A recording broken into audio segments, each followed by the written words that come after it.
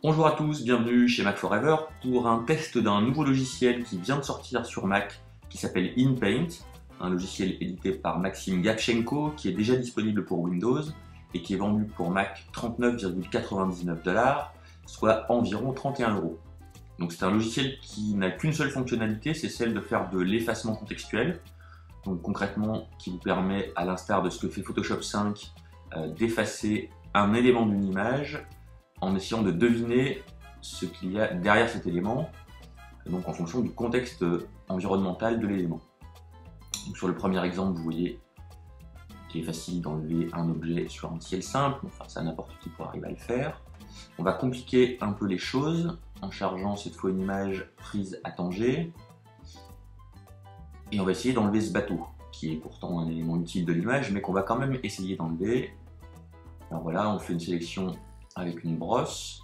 On peut déplacer après la sélection si on a envie avec les petites poignées. C'est la zone d'action en fait qui se définit par ces poignées. Une fois qu'on a fait notre sélection, on appuie sur le bouton play pour faire l'effacement et vous voyez que, de ma foi sur cet exemple, le résultat est très bon.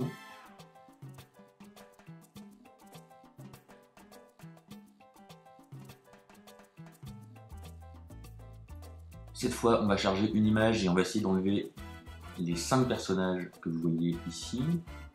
Volontairement, on va laisser le reflet dans l'eau.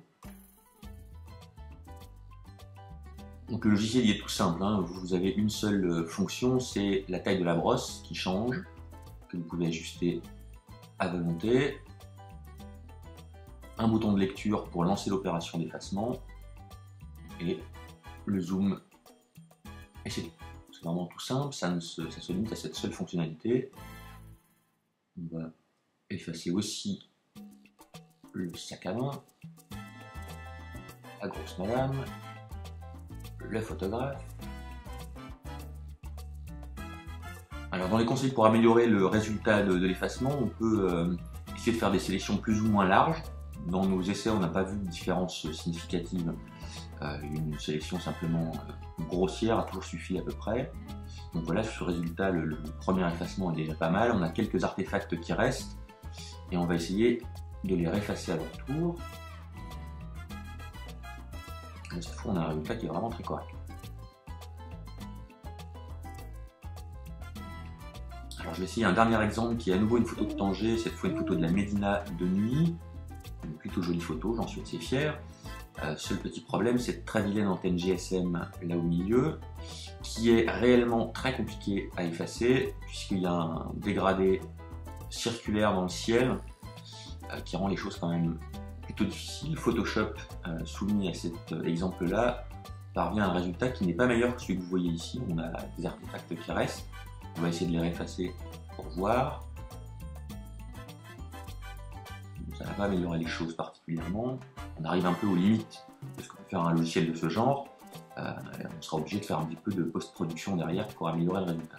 Voilà, et cette fois pour le fun, on va essayer d'enlever un élément complet de l'image. Donc là, il faudra vraiment que le logiciel devine ce qu'il peut y avoir derrière, invente de la matière. On va voir ce qui s'en tire pas si mal. Voilà, donc ce logiciel est disponible pour Mac. Comme je vous le disais, il est vendu 39,99$, soit 31€. Une version d'essai est disponible. Gratuitement, et il y a même une interface en ligne pour pouvoir effacer vos propres images. Voilà, on espère que ça vous a intéressé et on vous dit à bientôt. Ciao!